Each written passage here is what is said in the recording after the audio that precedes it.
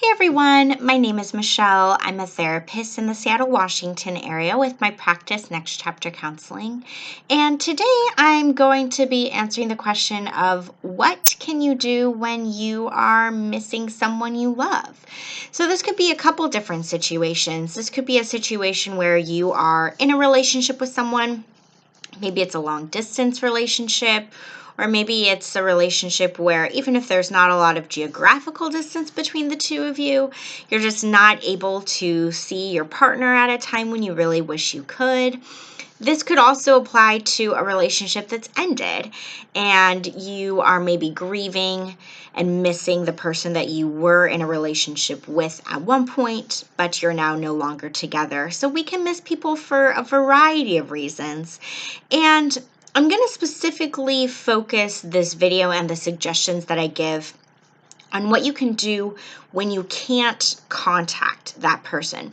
So for example, if you're in, say, a long distance relationship and you're missing your partner, the first and best thing to do would be to reach out to them, to text them, to call them, to talk to them. And then hopefully that will satisfy the missing a little bit. But this is going to be more for when that's not an option that's available to you, either because the relationship has ended or because of other circumstances that you can't talk to that person right when you want to. What can you do instead? So there's two main suggestions that I'm going to give today. Try these out, see what works for you. The biggest thing that I want to also say too before I get into the suggestions is that a lot of times we can get these messages sometimes that when we're missing someone, that we just need to think about something else and not think about that person, especially if it's an ex, that, it's best to just turn a blind eye to missing that person and just keep going and keep forging ahead. And there can be a time and a place for that, but it's also, I think, really important to honor and give space to the grief that you may be experiencing, the longing you may be experiencing. It's important to give that some attention. And then typically after you spend a little bit of time missing the person, then you're able to move forward with your day. And I'm going to talk about that a little bit too with the suggestions that I give. So the first suggestion that I'll throw out there as something that could be helpful when you're missing someone for a variety of reasons is to do this thing where basically you write a letter that you don't send. This could look like journaling. This could, look like typing something up, whatever it is.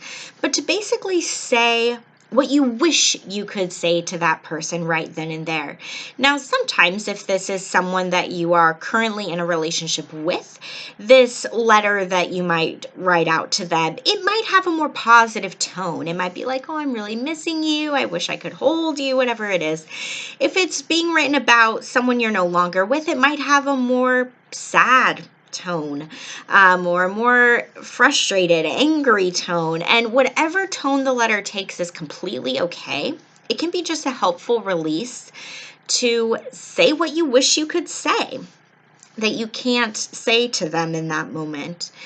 It can be helpful to do that. So that's the first thing that I recommend, especially if you're a person who likes journaling or really is drawn to communicating verbally or in writing. This could be a helpful thing for you to do. And you can do this as many times as you need to. You could do this every day for a week if you are really strongly missing them, is to write it all out. So that's the first thing I suggest. The second thing I suggest, which you can do in addition to the writing a letter or instead of, it doesn't really matter. It's whatever fits for you, but is to listen to maybe 1 to 3 songs, I would say, that remind you of that person.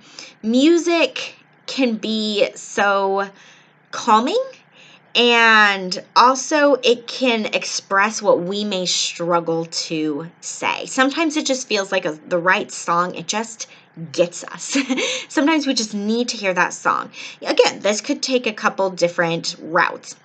It may be listening to songs that are filled with happy memories of that person, and it puts you in a good mood thinking about them, and then you're good to go. It may be songs that have nothing to do with the person, but just express what you feel. It may be songs, again, especially if it's about an ex, that are songs that make you think of that person or represent a memory for the two of you, but that you don't have anymore since that relationship ended. It could go a lot of different routes. But listening to music, especially if you're able to just like sit still and fully listen to the songs, rather than having the songs in the background while you're, cleaning your house or something. Like, really let yourself be in it and feel your feelings while you're listening to the songs. That can be helpful too. And the reason why I mention like limiting it to 1 to 3 songs is because, as I mentioned a little bit earlier in the video, it's important that after you give yourself this space and time, that you do figure out what it looks like to keep going with whatever you need to do for your day, to make sure that you give yourself some space and give yourself some time, but that you might not be able to stay there for hours and hours and hours. And sometimes staying there for too long can do more harm than good, because this isn't a problem that can easily be solved, especially if it's about an ex. Again, if it's with someone you're currently in a relationship with, hopefully that will tide you over until you're able to then talk to your partner again. If it's an ex, it can be easy to get here and to like stay here and wallow here. And instead, it's important to just like give yourself a little bit of time and then be able to say, all right, I'm going to keep going. And if you need to do it again the next day, you can do it all again the next day. But to really make sure that it's time limited, but again, that you're honoring the feelings that you're having at the same time. If you have a question about love or relationships, send me an email, nextchapter.michelle@gmail.com, and I'll answer your question in a future video. Thanks, everyone.